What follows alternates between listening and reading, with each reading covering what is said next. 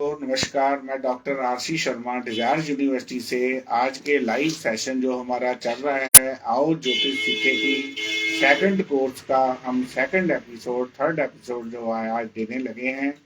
जो हमारा रोज 3 बजे लाइव शो आता है। इस अंत के अंतर्गत हम एस्ट्रोलॉजी के ऊपर नए नए टॉपिकों के ऊपर बोल रहे हैं, जिसको आप सीख कर इसको अपना प्रोफेशन बना सकते हो। आज हमारा टॉपिक है, कल हमने D2 कुंडली होरा कुंडली को कैसे एनालिसिस करते हैं उसके ऊपर बताया था। आज हम भाग्या कुंडली के ऊपर बोलेंगे। भाग्या कुंडली जो हमारी होती है सबसे सुप्रीम कुंडली होती है, क्योंकि भाग्या के ऊपर सब कुछ निर्भर करता है। भाग्या कुंडली का डायरेक्ट लिंक हमारी मैरिड लाइफ से भी होता है। जिसकी भाग्या कुंडली अच्छी होगी उस जातक की मैरिड लाइफ भी अच्छी होती है। और इस कुंडली से, जैसे हमने पिछले सिलेबस में बनाया था हमें किसी भी ग्रह का जो फल है, फाइनल रिजल्ट जो होता है हमारा भाग्या कुंडली का होता है। इसलिए हमारे भाग्या कुंडली से हमारे पार्टनर के बारे में पता चलता है और इससे हमारी अपनी इनर सेल्फ का भी पता चलता है। जैसे हमने D1 जो हमारी जन्म कुंडली है उसके पहले घर से हमारे रंग रूप का पता चला था, इसी तरह D9 के पहले घर से हमारे पार्टनर के रंग रूप के बारे में पता चलेगा। और D1 के दूसरे घर से हमारी वाणी, हमारा धन दौलत या अपनी ज्वाइंट फैमिली के बारे में पता चलता है। इसी तरह D9 के दूसरे घर से आपके पार्टनर की वाणी कैसी होगी, उसकी ज्वाइंट फैमिली कैसी होगी, इसके बारे में पता चलता है। D1 के तीसरे घर से हमारे छोटे भाई बहन के बारे, बोल्डनेस के बारे में पता चला था। इसी तरह D9 के तीसरे घर से हमारे पार्टनर के छोटे भाई बहन और उसकी बोल्डनेस का पता चलता है। D1 के चौथे घर से हमें हमें हमारे माता पिता या घर के सुख के बारे में पता चला था, या लग्जरी आइटम का पता चलता था, कैसा सुख हमें प्राप्त होगा। D9 के चौथे घर से आपका पार्टनर आपके घर को कितना सुख प्रदान करेगा उसके बारे में पता चलता है। D1 के पांचवें घर से हमारी स्टडी, हमारा ज्ञान, हमारी लव लाइफ के बारे में पता चलता था। इसी तरह D9 के पांचवें घर से आपका जो लाइफ पार्टनर है वो कितना एजुकेटेड होगा, उसका ज्ञान कैसा होगा, या उसकी कोई लव लाइफ बाहर है आपके अलावा, तो उसके बारे में भी हमें पता चलेगा। D1 के छवें घर से हमें हमारे कोर्ट कचहरी रोग ऋण शत्रु के बारे में पता चलता है। D9 के छवें घर से हमें पता चलेगा कि आपका पार्टनर आपसे लड़ाई करने वाला होगा या आपको कोर्ट केस में इन्वॉल्व करके डाइवोर्स लेगा कि नहीं लेगा। D9 के छवें घर से हमारे डाइवोर्स का पता चलता है। इसी तरह D1 के सातवें घर से आपकी सेक्सुअल लाइफ या मैरिड लाइफ के बारे में पता चलता था। D9 के सातवें घर से हमें पता चलेगा कि आपका जो लाइफ पार्टनर है वो इस एक्टिविटी में आपको कैसी सपोर्ट देगा। D1 के आठवें घर से आपके ससुराल के बारे में पता चलेगा। D9 के आठवें घर से पता चलेगा कि आपका पार्टनर जो है वो आपके साथ रहने वाला है या नहीं है। डाइवोर्स भी हो सकता है, सेपरेशन देने वाला हो सकता है, या इस दुनिया से जाने वाला को भी ये इंडिकेशन करती है। जिस जातक का D9 में पहले घर का स्वामी सातवें घर में, सातवें घर का आठवें घर में, आठवें घर का पहले घर में आ जाएगा, तो इसको एस्ट्रोलॉजी की भाषा में हम विधवा योग कहते हैं। इससे पता चलता है कि आपकी जो मैरिज लाइफ में कोई विधवा योग है या नहीं है। D1 के नौवें घर से आपके माता पिता और आपके लक का पता चलता था। D9 के नौवें घर से पता चलेगा कि आपका पार्टनर जो है आपके लिए लकी होगा या नहीं होगा, या एक दूसरे के ग्रह आपको सपोर्ट कर रहे हैं या नहीं। D1 के 10वें घर से आपके प्रोफेशन का पता चला था। D9 के 10वें घर से आपको ये पता चलेगा कि आपका लाइफ पार्टनर जो है प्रोफेशनल मिलेगा, जॉब करने वाला होगा, या आपको पेरेंट्स की आपकी इज्जत करने वाला होगा कि नहीं होगा, इस तरह उस घर से पता चलता है। D1 के 11वें घर से आपकी इमोशन, पर्सनल डिजायर और इनकम के बारे में पता चलता है।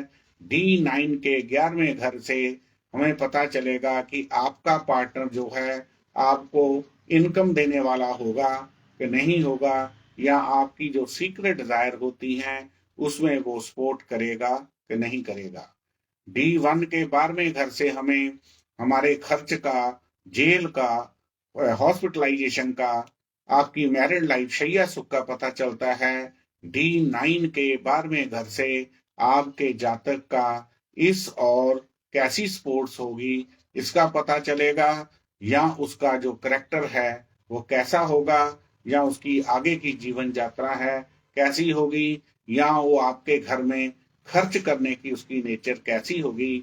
इस तरह जो जो चीजें हमारी D1 से हमें अपने 12 के 12 घरों से अपने बारे में पता चलता है, इसी तरह D9 के 12 घरों से आपके लाइफ पार्टनर के बारे में इंडिकेशंस हमें मिलती है।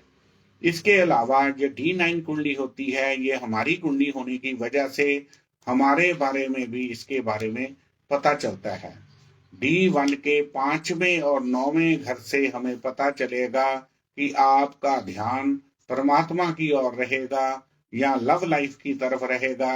ये डिसीजन हमारी कुंडली का 5वां और 9वां घर करता है कि आपके विचार जो दुनियादारी में कैसे होंगे, या आप परमात्मा के आगे सरेंडर करने वाले होंगे, या आपका टीचर या गुरु जो होगा वो किस लेवल का होगा। ये D9 के 5वें और 9वें घर से हमें पता चलता है।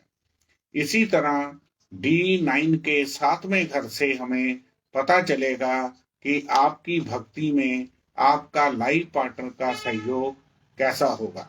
कई बार आपने कई घरों में देखा है कि जब कोई उनका पति देव पूजा के लिए नहा धो के आता है तो उसकी लाइफ जो बीवी होती है वो सारा कुछ वो अरेंज करके रखती है। ये हमें 7वें घर से पता लगेगा कि आपके भक्ति के मार्ग में आपके पार्टनर का सपोर्ट होगा कि नहीं होगा।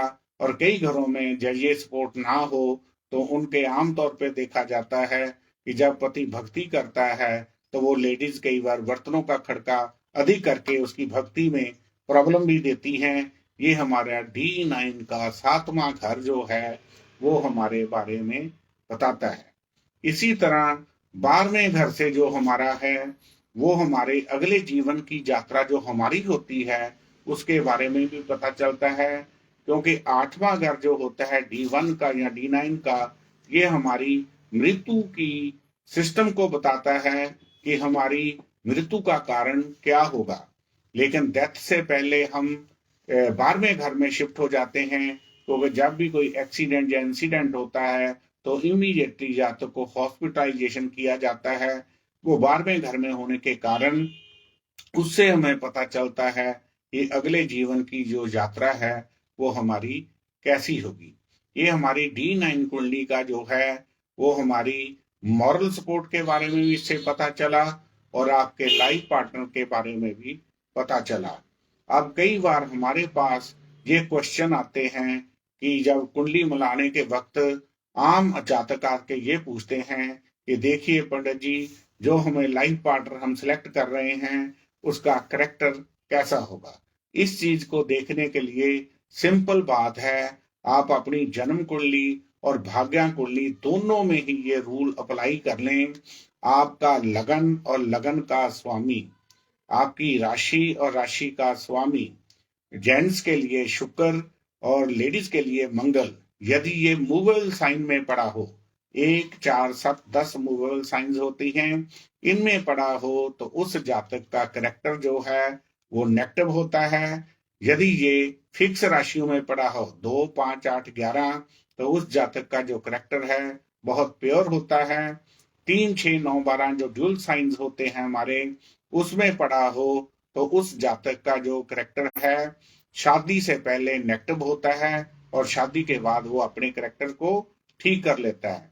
इस तरह हम किसी भी जातक की भविष्यवाणी कि उसका लूज करेक्टर होगा, प्योर करेक्टर होगा, या कैसा सिस्टम उसका आपकी लाइफ में, शादीशुदा जिंदगी में जीवन साथी का जो सपोर्ट है, मॉरल सपोर्ट है, वो कैसी होगी, ये हम जन्म कुंडली और भाग्य कुंडली दोनों के कंप्लीट एनालिसिस से हम इस जातक का ये चीज हम दे सकते हैं।